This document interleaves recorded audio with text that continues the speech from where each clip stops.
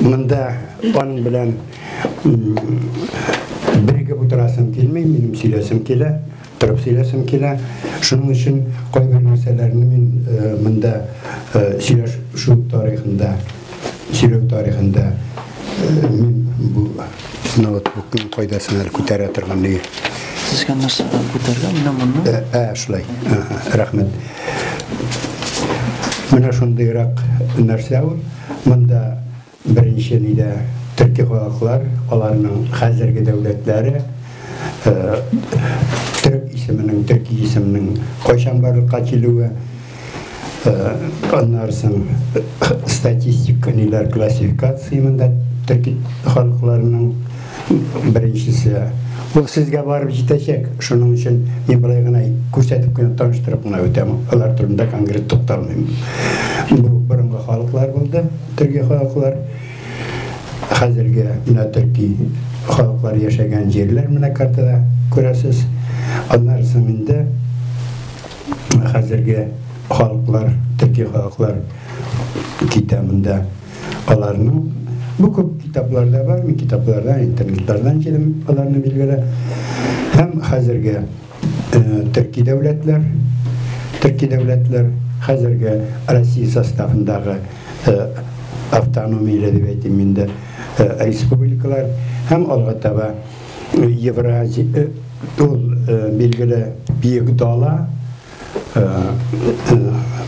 инде Танакияннан деп айтайын менде Амур буйларынан, Хинган тауларынан Монголиядан Қора диңгезге хәтле барып җиткән дала да төркиләргә яшәмәгән билгеле. Төрле халыклар, скифлар да, сарматлар да, аланнар да, кемерийцлар да, башка халыклар да яшәгәннәр. Һәм алардан менә сәнгатеннән һәм менә бүген без уртак бергә башладык. Хунна игунна дигән тема аларның дәүләтләренең шамалаган төрлечә карталар бар, ләкин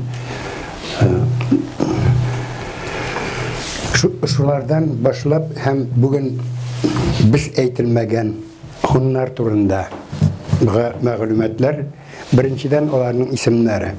Аларның исемнәре борынгы чордагы халыкны без хунну дип әйтәбез. Кытай чыгынакларына таянып хуннар йорты, дом хунну мәгънәсендә бирелә Кытай чыгынакларында да.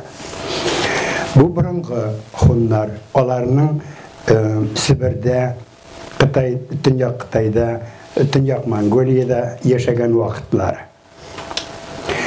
Беренче һәм икенче исем бар гуннар. Аларның аермасы бар. Без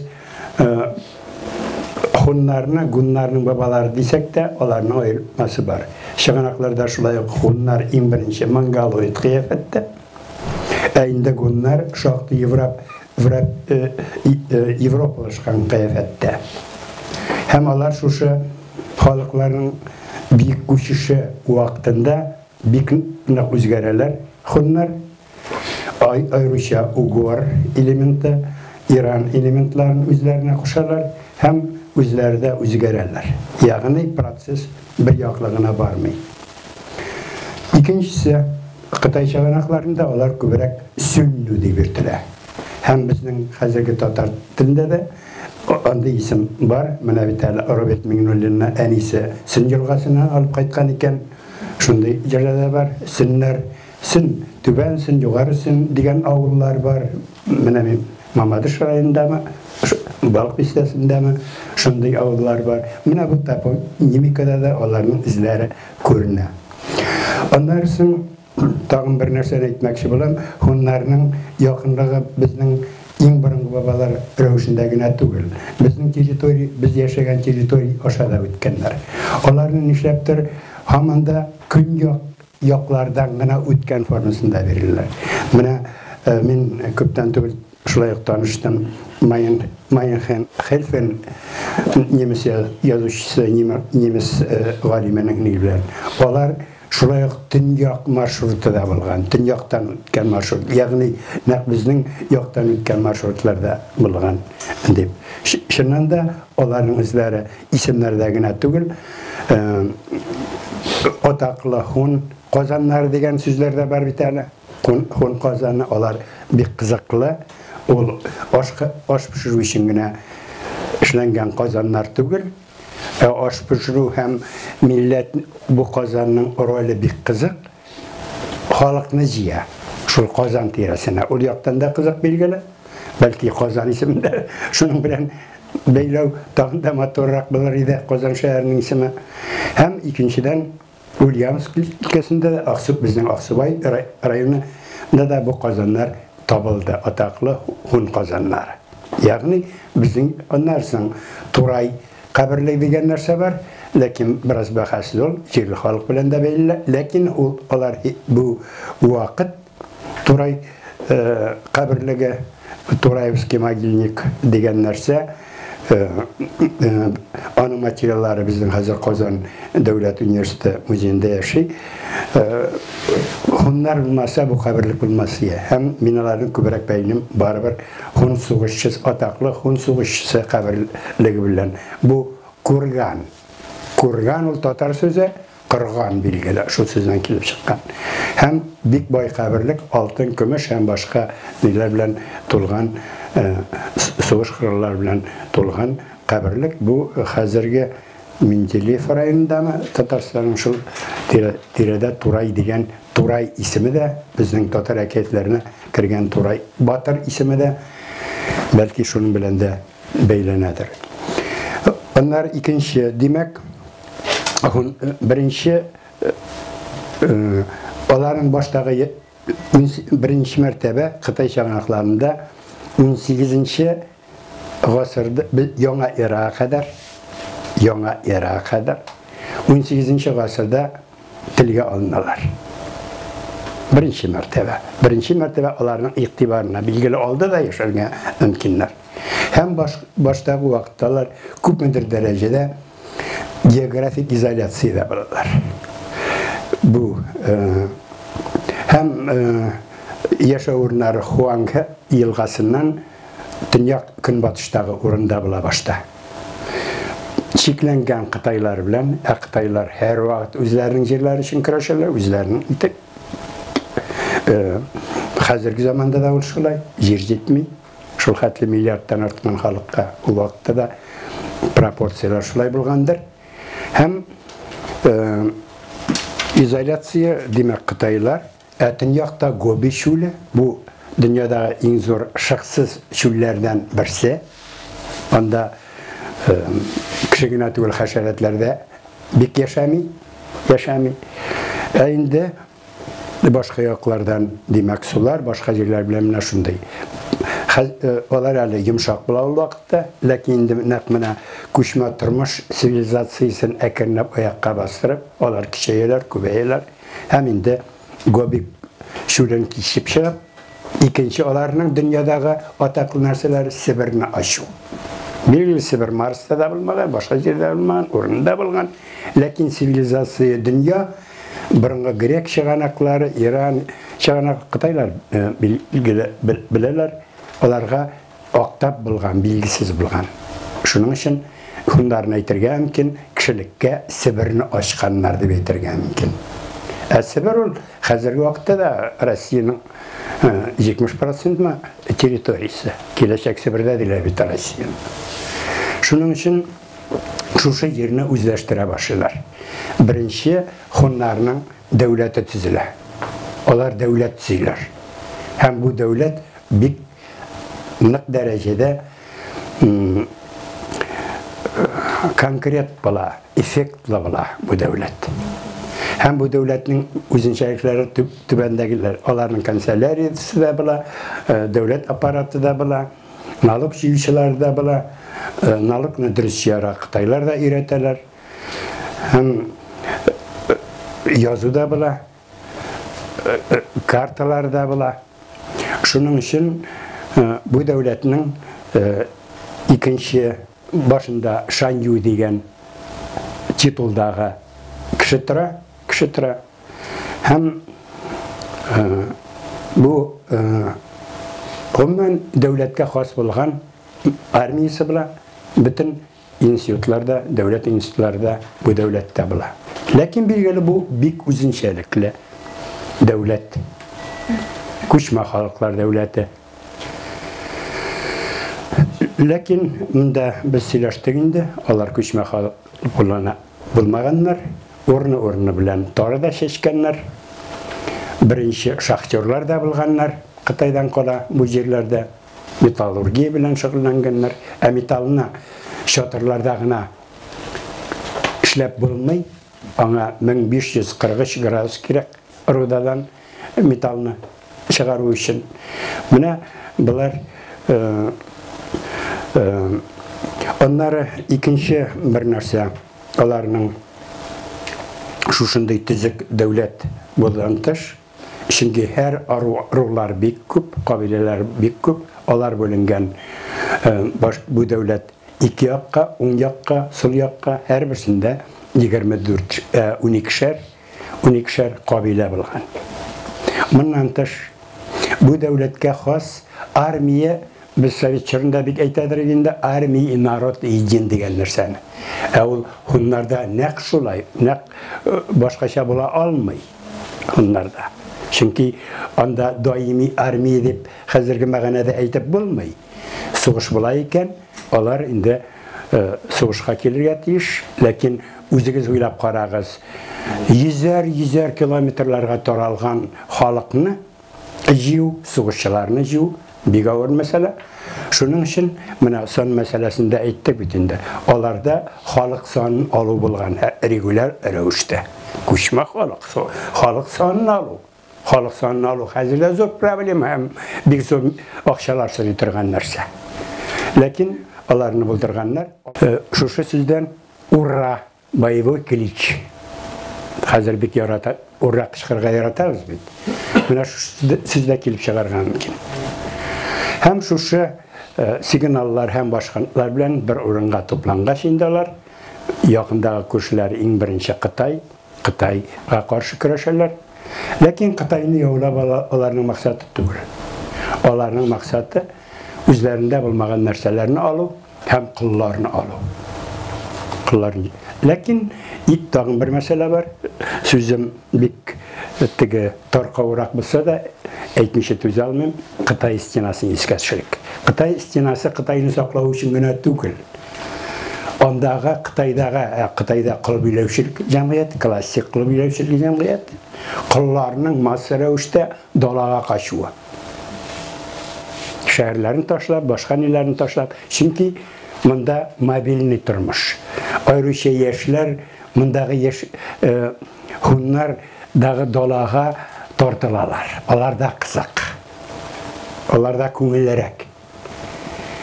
Hem onlar da hunlar da qilliq degan narsani turlicha anglargan mumkin. Bundağı qillar, hunlardagi qillar, ular iyi qillari, ida xizmat eta turgan qillar ham shuni kutuvchilar har vaqt otda belgili. Endi qılnanı qıraq ize başlasan bilgili ottağı kişi qo'shada kete. Şunun için eksploatasiya bek tiyishli darajada gina bo'lgan. Şunun için massa ravishindagi Xitoy qillari da bu yoqqa ketgan. Ham şunun içinde Xitoy istinasini tuzuvining bir sababi shuni to'xtatuv ishida bo'lsa kerak. Hem şu armiya to'plangaç bu hunların iki türlü taktikası bulgan. Birinci taktika Kurşu devletke yaki başka yerge yavşa bu, ondağı mallarını itiyor hem ondan gizerek itiyor. Özlerini saklağı için de hem şişlengen. Hem bu vakitte de Xitoyning ko'p sonli Xitoy bo'lsa da, bek yaxshi qurollangan bo'lsa da, u negizda yevli askar, hunlarning har vaqt otda. Hunlar har vaqt otda. Shuning uchun da birinchi gerek avtorlarning kentavrlar turida yozuvi ham kentavr rasmlarining ko'rsatuvlari eng birinchi ular haqida bo'lsa kerak. İrad деген söz zamandan çıkmadı mı? İrad. İrat mına burunga Türkiye vaktında nagarak nitile. Şundan da ir. Anda yine eleştiri var. El. Mesela Türkiye el.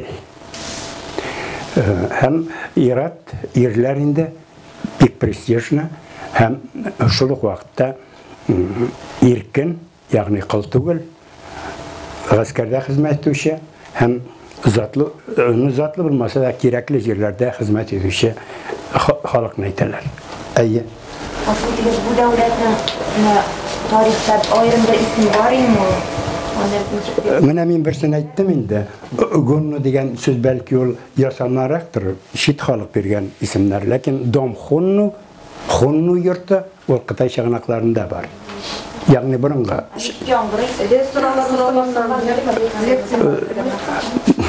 Min hazır tüptügel yurt Kıtay şağınaklarından aytalmıyım. No Dom Hunnu periodda indi. Hunna tügel, Hunnu. Şunun için her vakit Hunnar turunda söylegende Hunnu formusu kübrek fenni şerek eğitere gerektir. Demek taktik turunda siz başladım çünkü o bir kızık. Birincisi şulay. Lakin koşkan toralganda indi. Onlar toralırlar bütün dola boyunca. Onların artından benim eybirlerini dolap gittiniz deyip benim kızımla yeki hatınlarını alıp gittiniz diyen şapkan Kıtay askeri, Kıtay soğuşçuları onlar bilen bir narsa şey almayın. Çünkü onlar bütün dolağa torarlar. Niçin? Bütün dola onların yurtta. Şatırına dilese koyargan kim? Şunun için onlar bu yaktan güçsüzlere kalırlar. İkinci taktika ettik bitinde halk bölüne unikşer kabilege, ikilişke, levayı sol yak, yak yaklar. Hem bilgili şanyu üzerinin karşında indi Uzak degen, yani şahsi gvardiya degen askeri de var. Bu vakitte onlar bigirekte düşmanını karşı alganda şu bölünüş taktikasını kullanırlar. Birinci ortadağı degen orta armiya degen soğuşçular en birinci düşmanına dirişli yerge aldan uylanılgan yerge aldap kırtı. Aldap kırtı. Bilgiliğin de düşmanlara karşı bağlar uzak yumşara, lakin zasadaga yaşayan kanat hem sol kanat taze, свежий kişiler bilen onlarını uğratıp ala hem yokka çıkara. Anladınız mı yok mu? Ben anladım. Bu, mene şu taktikanı ne için söyleyeyim ben? Ol büyük efektli bula hem uzak devam ete. Onlar Hunnar. Bulgarlar bilen büyük nık beylenişte. Bulgarlarının kelip çıkışı Hunnardan dip etsek hiç de artık yalgışı olmaz. Hatta Hunnar bilen Bulgar sözün çıkanaklarda bultuylar. Hunnarını Bulgarlar dip atırlar, Bulgarlarını Hunnar dip atırlar. Bu Kafkaz'da da görüne, Kırım tirelerinde de görüne. Niçin işitke gitmedim ben? Mene şu taktikana birinci mertebe Mongollarına karşı alganda onların anıkları Potomkin Bulgarlar faydalandı. Siz bilesiz bugün mektep dersleri boyunca 1220 yıl Kalk boyundağı soğuş. Rus hem Kıpçak kabileleri jingilgen ne? Onsa da bir kızık. Ele Kıpçaklar Ruslar Slavyanlarını şakırmagan olsa Kıpçaklar jingen bulur. Taktikalar koşulmaz, taktikalar koşulamında. Şunun için onlar harap bulalar. Slavyan taktikası bilen Hunlar Mongolların kına uşağın Kıpçak taktikası koşulalmazsa nerseler koşular. İkinci, şundan sonra Mongollar küskünü şu yılına kütərliler orta İdil boyuna. Jiguli tağları teresine. Hem şuşunda indi нәқ бұлғарлар шушы бұрынғы бабалары хуннарның бұлған тактикасын файдаланып монголларны жеңелер. Белгілі монголларның бұл әлі разведка нелеріне бұла, отрядларына бұла, ләкин идеологик яқтан, мораль яқтан бұл зор жеңі бұла. Ләкин қызғанша қаршы бір жерде де yazılмай бұл. Бірінінде Россия тарихында да, ләкин бұл алтын харфлер білән язылылық уақиға, чөнки бұлғарларның жеңуі монголлар походларын бір 13 жылға тоқтата. Европа халқына инде көпмедір солыш алырға, рус князьліктеріне солыш алырға, һәм көпмедір дәрежеде әзірләнуге, келешек генерал соғышларға мүмкінлік бере. Ярық яңадан қайтық хуннарға, тағананың ненде үзіншәніклері бар.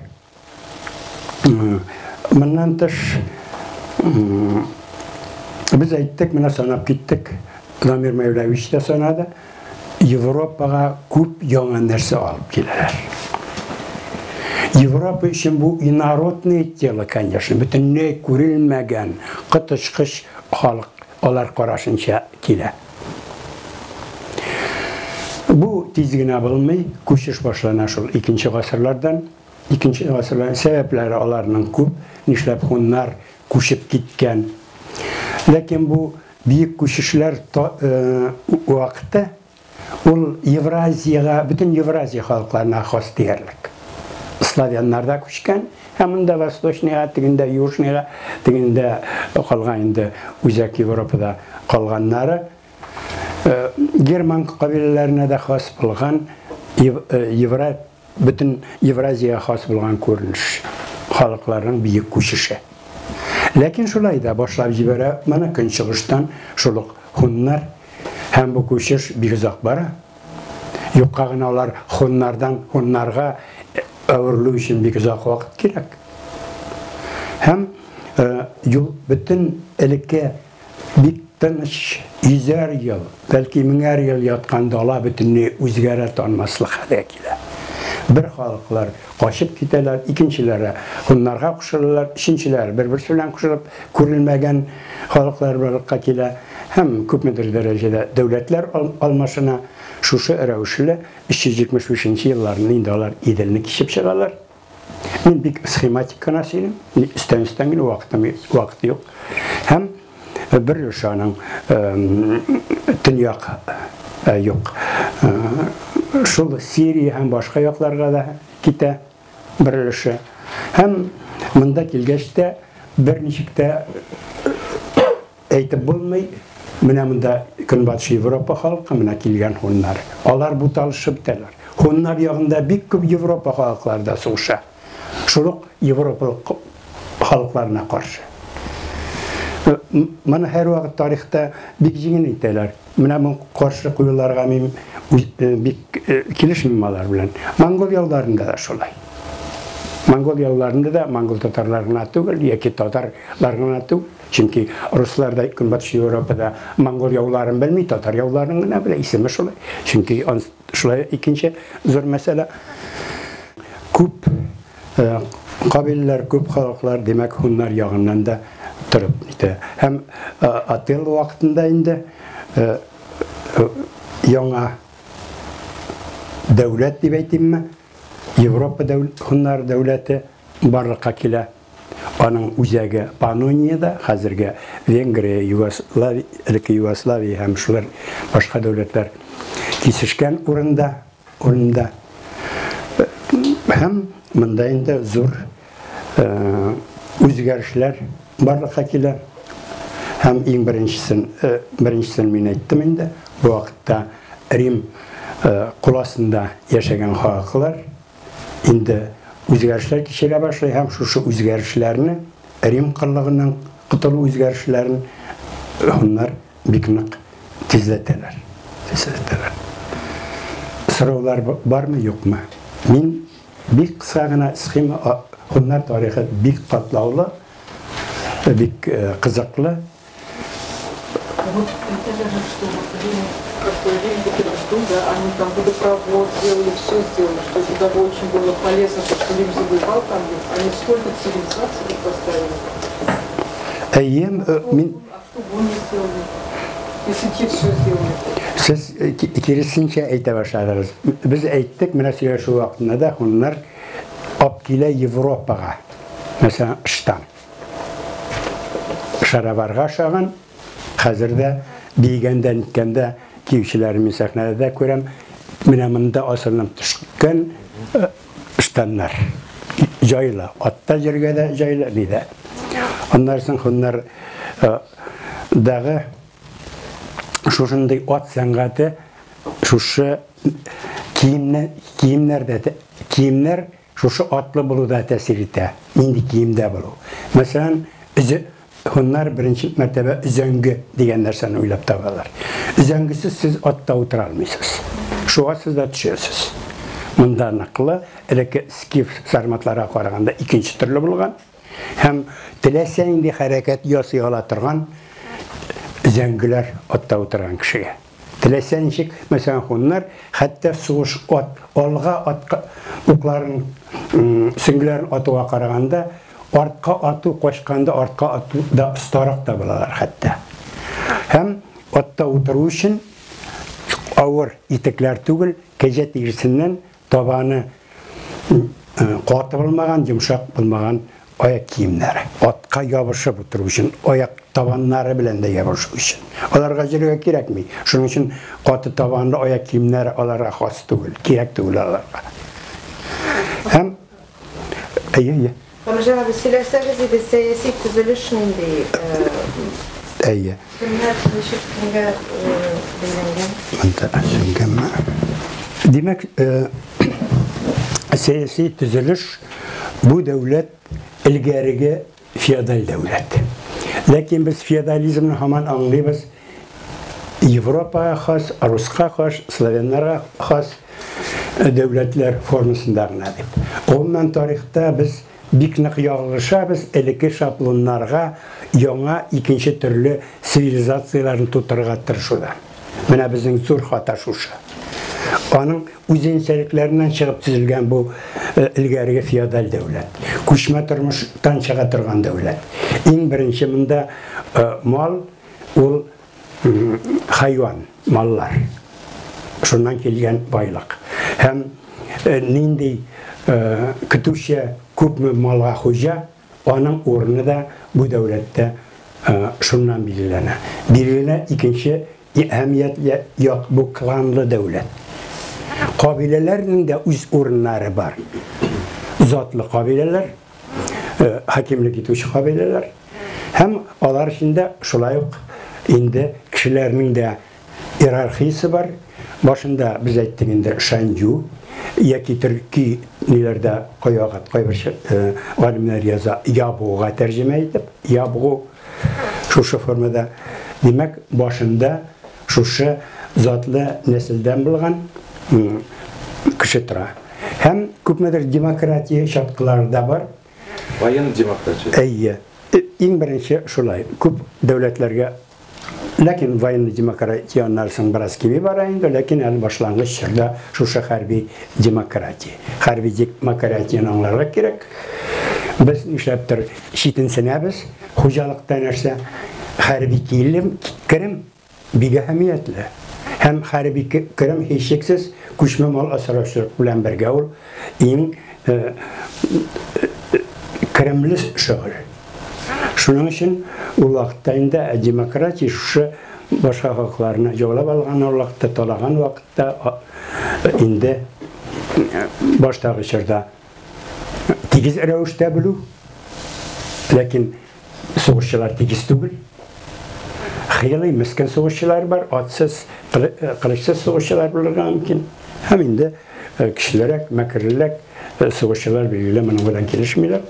Hem de başlarına şu tigizsizlik hem bugün de devletin varlığa getirir. Hem de şan yurtlarında ettik biz, demek varlık teritoriya anaka hesaplanılı. Lakin anaka degan söz ala mana sen nishlab mening yerini olding falan degan formasında tugul. Bu ko'proq nominalniy formada. Lakin ikkinchi yoqdan Shanju davlatni yoqlarga tiyish. Mana burungi hunlarda da, burungi turkiylarda da ham boshqalarda da властька qarshi ham davlat boshida turgan kishilarga qarshi zo'r talablar qo'yilgan. Masalan, burungi turkiy yozmalarda bulay yoziladi. Mana bizning boriy xonlar, qog'anlar, bilgi qolgan, istami qolgan.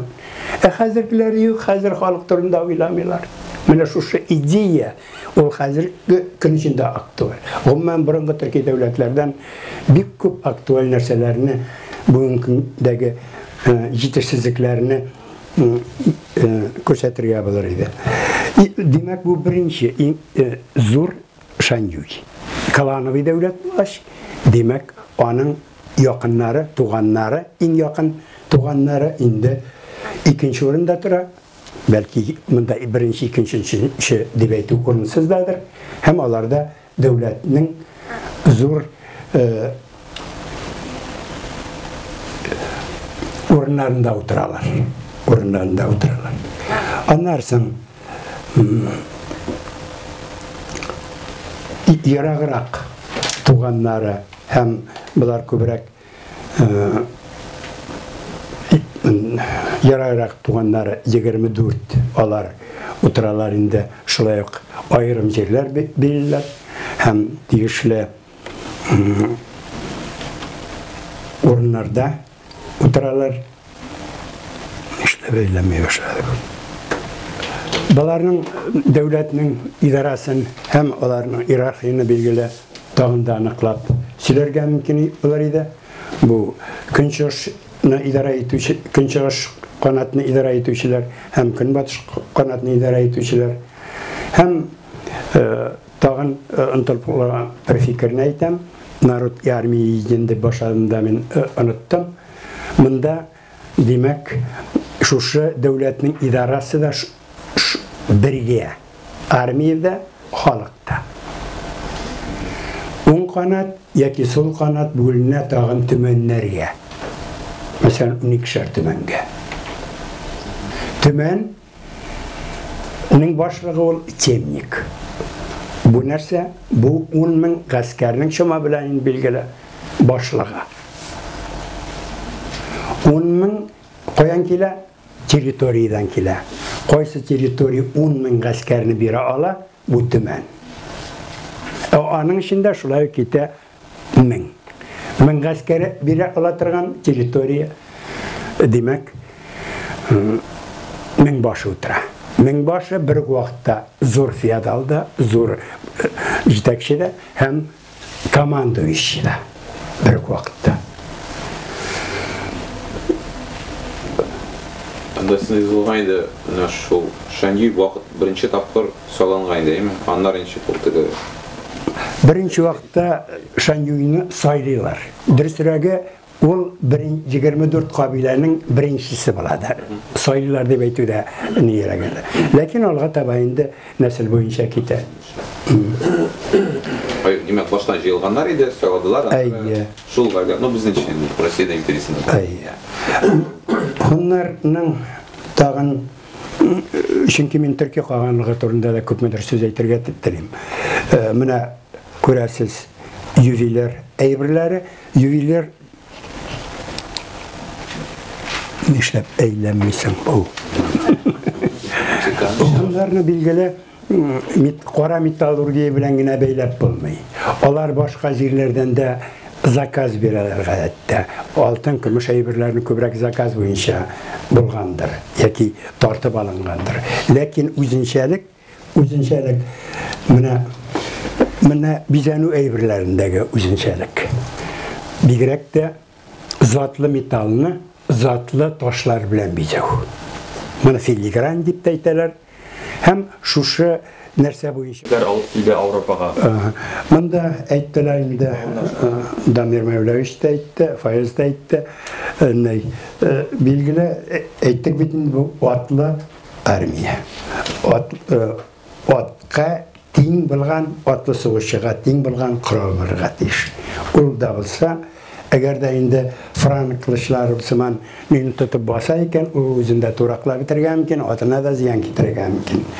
Бу зур булмаган, бераз гына кәкре кылыч, ләкин кулы тота торган җир рукоять бик саллы. Шуның белән бу ни. Икенче җәяләр. Бәлки беренче мәртәбәдер, алар 6 метрга хәтле җитә ул җәяләр, бик көчле җәяләр. Һәм алар әйтәләр инде күбрәк тау кәҗәләре бәрәннәренең мөгезеннән ясала, өлешләп ясала. Демәк, аларны җыеп куюда мөмкинлеге бар. Һәм укларда бик кызыклы. Менә Нурихан Фаттахның бар бит әле сызгыра торган уклар дигән романында шушы сызгыра торган уклар гына түгел, бик көчле, бик еракка ата торган һәм җәрәхәтли торган төрле формадагы күпме җәрәхәт ясаса, шул хәтле әйбәт бит инде шушындай уклар. Аннан соң аркан белән бик оста шитү. Аркан белән итәсең, сөйрәп барганда инде дошман юкка чыга. Яки әсирлеккә төшерә. Башка коралларда билгеле булган, чөнки Кытайдан да күп нәрсә алар үзләштергәннәр, һәм алар үзләренең сугышларында аларны бигыстә файдаланганнар. Погон турында. Погоннарны әйтәм мин. Жана бу вакытыбыз бик шикле, сез төп башка төрки дәүләтләр турында. Әйе, бер төрки калганлыклар. Алар берничә. Ләкин бу шушылай бүлүгә мин бик күңелем ятмый. Ул гомумән бер дәүләтте бүлем мин. Вакытлары аерым булса да, торган җирләре аерым булса да, бер дәүләтте бүлем. Ул да булса борынгы төркиләрнең бик дәүләте. Ул башта төркиләр азатлык алып, аеруча монгол телле жуаннардан, яки жуаннардан, шундай исем үзләренең дәүләтләрен игълан итәләр билге калган вакытында. Һәм тиз арада үзләренең төзек дәүләтләрен булдыралар. Тагын әйтергә мөмкин, бу дәүләт 552-дән 603 елга хәтле яши. Кайбер чагында 578-нең хәтле яши. Төрле сәбәпләр арасында Кытай идамында керә, үзләренең ички сәбәпләре дә, гражданнар сугышы да, чөнки мондый күчмә халыклар шулай ук сугышсыз яши алмыйлар. Яңа җирләрне яулап алмыйча яши алмыйлар. Алай булмый икән, халык хәерчеләнә. Һәм халык инде түз алмыйча баш күтәрә, гражданнар сугышы да була. Һәм шушы нәрсәләр аркасында бу дәүләт тагын икегә бүленә. Бу көнчыгыш Төркия калганлыгы, көнбатыш Төркия калганлыгы. Хәтта шуларга кушарга мөмкин тагын көнбатыш Төркия калганлыгы вакытында һәм соңракта төргечләр дәүләте. Төргечләр дәүләте. Бигрәк тә Казакстан җирләрендә. Ләкин мин кабатлап әйтәм, бу дәүләтләр күп яктан бер була.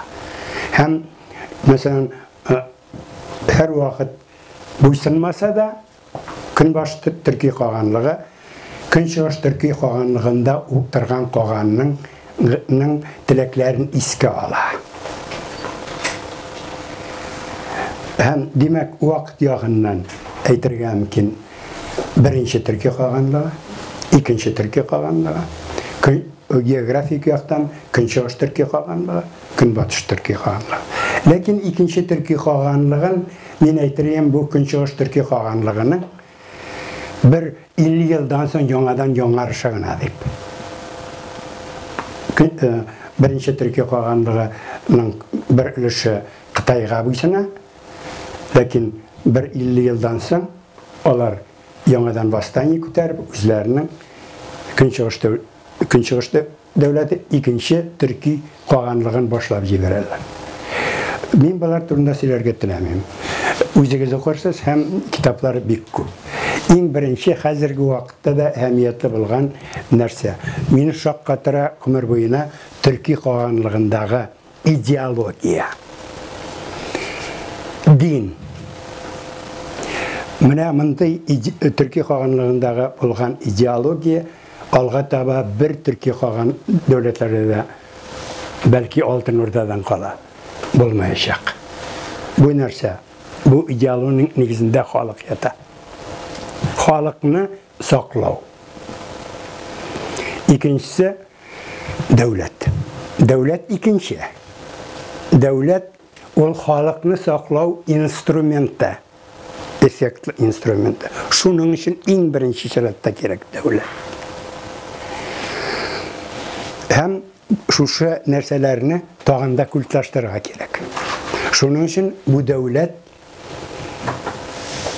дөньяда иң борынгы дәүләт. Алар уйлауынча. Мәсәлән, борынгы төрки язмаларында, бәлки мин бик дөрес әйтмимдер, чөнки ул вакытта магнитофоннар булмаган язып калдырырга. Үсре көк кылындыкта, асра ягыз ер кылындыкта. Эке арада кеше улак кылынмыш. Ягъни зәңгәр күрк барлыкка килгәндә һәм сыры җир барлыкка килгәндә кешеләр барлыкка килде. Алар төркиләр икән җир шарында беренче кешеләр. Яннарында гына ничә меңнәр яшәгән Кытай алар өчен шут түгел. Ишетәселәр дә килми. Алар беренче. Икенчесе бу дәүләтне Тәңре яраткан күк Алласы. Тәңре. Тәңре иле диләр. Икенче эпитеты мәңгелек ил бу төрки калганлыгының. Аларның мәңгелек булуына бик катышаналар. Һәм аның изге булуына ышаналар. Тәңре иле дип атау үз халкы өчендә сабак. Менә без нинди дәүләттә яшибез.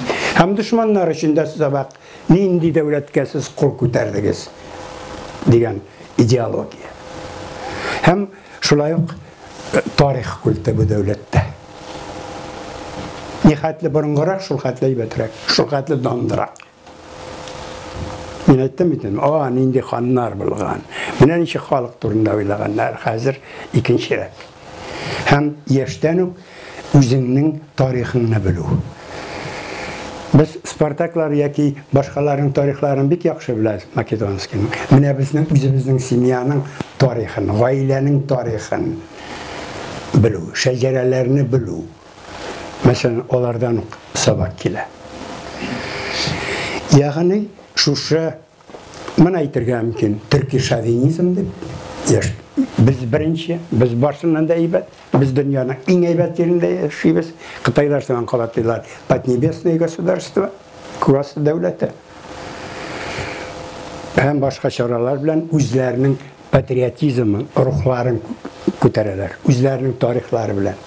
Мәсәлән, каберсенә куелган таш язмаларда да иң беренче кешенең дәүләткә керткән батырлыгы эшләре турында сүз бара. Культигинны аларсыңмы, төньяк хукукны аласыңмы, билге калганны аласыңмы, барсында да шулай языла.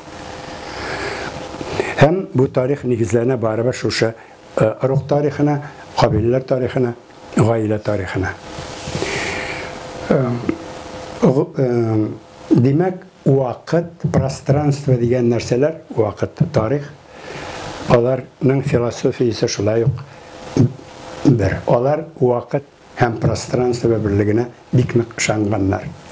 Димәк, үзенә күрә бу философиядә без укыган. Икенче бер нәрсә Кытай.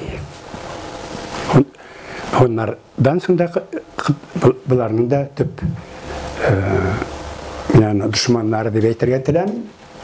Партнерлар дип әйтимме? Алар.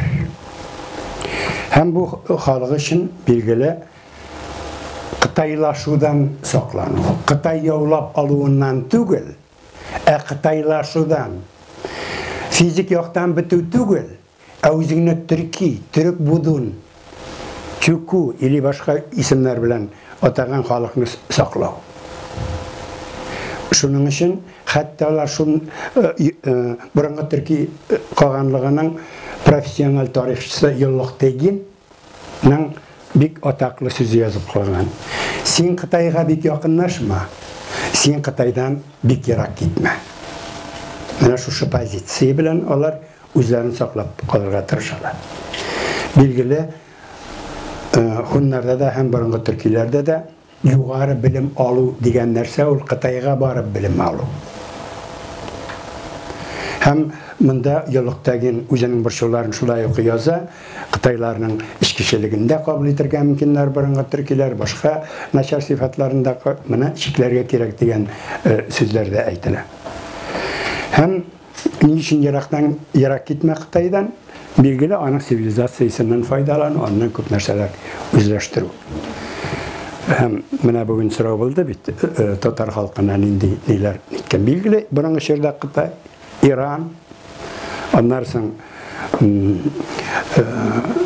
ислам динен кабул ителгәчендә билгеле ислам дөньясы, соңгы көннәрдә билгеле рус, славян тәэсире, иң зур тәэсирләр. Шулай итеп, шушы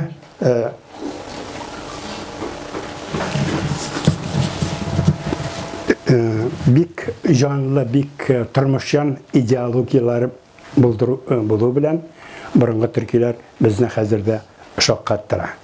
Һәм шушы идеологияны да бүген көндә күпмедер дәрәҗәдә татар халкы арасында тарату кирәк. Мәсәлән, аларның диннәре, Тәңре дини дидек. Мәҗүси язычество дигән сүзләр алар күбрәк чиркәүдә, нидә барлыкка килгән терминнар. Алар бик катлаулы һәм төрлечә. Борынгы төркиләрдәге мәҗүсилек ул процесс кына, бер аллалы дингә бара торган процесс кына. Чөнки борынгы төркиләрдә иң зур алла берәү Тәңре.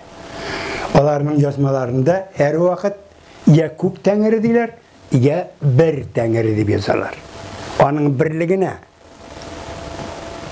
biz бит әле мөселман булу өчен беренче формула, беренче нинә әйтер? Ла илаха иллаллаху. Алладан башка алла юк. Аларда бер Тәңрегә әйтәләр. Шуның өчен киләчәктә дә гомумән Тәңрегә табынган халыклар арасында ислам диненең таралышы бик руслардагы Перонга каршы формасында түгел, шактый йомшак, ягъни компромисска барып тарала. Тәңре исеме бүген дә мәчеттә әйтелә. Борынгы әллә кайчан булган мәҗүси Алланың исеме бүген дә мәчеттә әйтелә. Чөнки ул Алла белән Тәңрене синоним рәвешендә кулланыла. Билгеле, аның элекке сыйфатлары бөтенләй юкка чыккан. Ләкин барыбер аның телдә саклануы бик әһәмиятле нәрсә. Һәм билгеле, Тәңре башка Тәңреләр дә бар. Бигрәк тә бу дөнья өч өлешкә бүленә, алар карашынча. Күк дөньясы, хуҗа анда Тәңре һәм аның хатыны Умай семья идара итә. Нидә? Урта җир дөньясы без басып торган дөнья һәм җир асты дөньясы. Урта дөньясын җир су диләр. Җир су. Biz хәзердә кулланабыз. Менә безнең җир суыбыз диләр. Хәтта бер нәрсә бар, язучылар, шагыйрьләр куллана куягы, җирсенү дигән сүз бар. Җирсенү. Җир суну сынайса. Ягъни туган җирне, туган төбәкне авыру булу хәленә җитәрлек дәрәҗәдә ярату, сагыну. Җирәне алайсыз. Җирәне ансында шулай. Ләкин бу Алла экологик Алла, җир су. Ул табигать Алласы. Җир өстендә үскән тауларны, елгаларны, урманнарны саклый торган Алла. Теләсә ничек табигатьне пычратып булмый. Менә сине җир су җәзалар. Шундый караш белән яшәү. Һәм шушында экология Алла булса, безнең Татарстанда да, безнең аеруча нефть чыга торган районнарда, суларда, башка җирләрдә şistabilar idi. Hem yer astı Allah'sı, kaşmar, korkunç kıyafetteki yer astı Allah'sı. Bu üç dünya arasında da kuşanıp jirip bula. Hem yer astı Allah'sı, indi köp yaktan anda kıyaşı da var, ezgine de turgan kişilerde tege bik şatlamıydı, bik kaygırmıydı, şuşunday dünyalarga bölüngen. Bu eli iskelettigina bu burunga ninin. Anın belgili bik köp turmuşunu keli turgan prinsiplari bilgan bu dinning. Hem din bilen men aytgan ideologiya g'ajab darajada bir-birisine qarshi qo'yilmishi, minsa din, minsa ideologiya yoki minsa bizning kult formasida qo'yilmagan bir butun bo'lgan. Yara men tege g'afuytanam vaqt es, lakin material acayip zor belgili. Sizin aminaların başında sıfatlara işte sizge jitkira almayayım. Sorularınız olsa neçe minut kaldı benim? Emine şunu şamalap artık. Soru mümkün olsa ende. Burada birinci Türkiye devletler degende Tatar etnogenezine tesir etken Kırgız kahanlığı, Uygur kahanlıkları ne birinci. Onlar da birinci Türkiye devletler arasında var da. Birincisi var belgili Türkiye devletlerine ayrıca birinci Türkiye'lerine yolab algan devlet hem şunun harabelerinde bulgan devlet bik algataga zor sivilizasiya hem yazma kültürüge iya bulgan Uygur kalanlığı. Uşiratında Kırgızlar, hazır Kırgızlar bilen bir nersede isimleri yine. O Kırgız kalanlığı, şulay Uygur kalanlığın jimergen devlet. İkinci yaktan Uygurlarda, Kırgızlarda hem bir köp başka isimdeki kabilelerini birleştirişi Türkiye kalanlığı. Bu yaktan bilgiler Türkiye kalanlığının tesiri bulgan iken bizge. Hem hazırda biz onu koyup bir nersede kurabız iken o demek onların köpmedir tesiri var. İkinci yaktan mesela bir güne söz aytam. Biz şunda aytım var. Yerine jitkirip oku. Yerine jitkirip işlev. Biz hazırda kullanıyoruz. Yerine jitkirip jırlav. Rusçaga tercüme etsek bir seyir mağnasız narsa kelip çıkar. Davis считает так, чтобы довести до его земли. Дома. Narsasın bu? Bilgili Türkiye kalanlığında varlığa kelgen köktagi Tengri'nin emrin yerine jitkirip işlev turunda. Tengri'nin kuşulgan işini yerine jitkirme o mümkün tugul. Ol bek zor gana. Bu tesirini ol bitel bizden öğrenilmegen. Biz ayttık bitinde birinci de yok. Bırıngı Türkiye devletlerini bik köp galimler son vakitte onların devletlerin biknek öğrenile, elek bik yumuşağıydı bitol. Şuluk biz Bulgardan gına diyerlik başlıydır. Tigilerge ehemmiyet yok indi bu gına, bulay gına formasında netile olar elinaqlap öğrenilmegen bu aspektte da. Bugün hem bırıngı Türkiye kalanlığı. Belki nerselerde tabi buladır, mina aşanam. Tel meselesinde de, başka meselelerde de. Tatar tili şunun bilen tağın ehemmiyetli. Tatar tili Rusya'da hiç yok 19. asırın ortalarına hatta ikinci devlet, dürsürege başka birden bir devletti de. Ofisiyel olay bulmasa da, durmuşta şolay.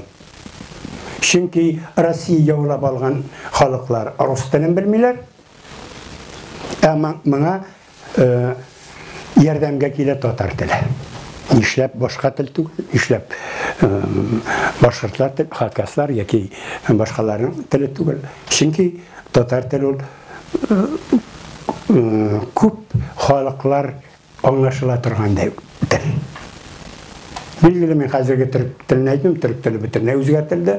Мустафа Дансың, Кемал Дансың. Ул вакытта шулай булган. Үзбәк белән казак очраша икән. Ул вакытларда казак үзбәкне аңлаган, үзбәк казакны аңламаган. Алар бераз бызыбрак билгеле үзләренең телләрендә кулланып, нигезе белән татар телендә формалар. Юкка гына түгел бит. Гомумән рус теле һәм татар теле дигән мәсьәлә шулай кызыклы бит, ул бик кызыклы. Аны күп язылар шулай ук. Югылап алган кешеләргә дә татар телен белү кирәк була бу очракта. Аралашу, башка халыклар белән дә сөйләшү, алу теле була. Юкка гына инде 18нче гасырда ук язгышсам мин төзәтерсез. Шактый рус гимназияларында рус яшьләре өчен татар теле укытыла башлый. Аны кытыртып әйтәм, мәдрәсәләрдә татар теле укытылмый. Рус гимназияларында инде предметлары татар теле укытыла башлый. Һәм бу инде 19нчы гасырның ахырына хәтле, аеруча җәдитчелек киң җәелгәнгә хәтле, җәдитчелек вакытында инде рус белән мавыгып китәләр, рус теле белән мавыгып китәләр, хәтта үзләренең телләрен дә оныта башлыйлар. Рус теле инде чыннан да башка халыкларда өйрәнгәнгә күрә аралашу, Россия халыкларының аралашу теленә әверелә. Амирҗан абый, бик зур рәхмәт сезгә. Ярый. Сезгә рәхмәт.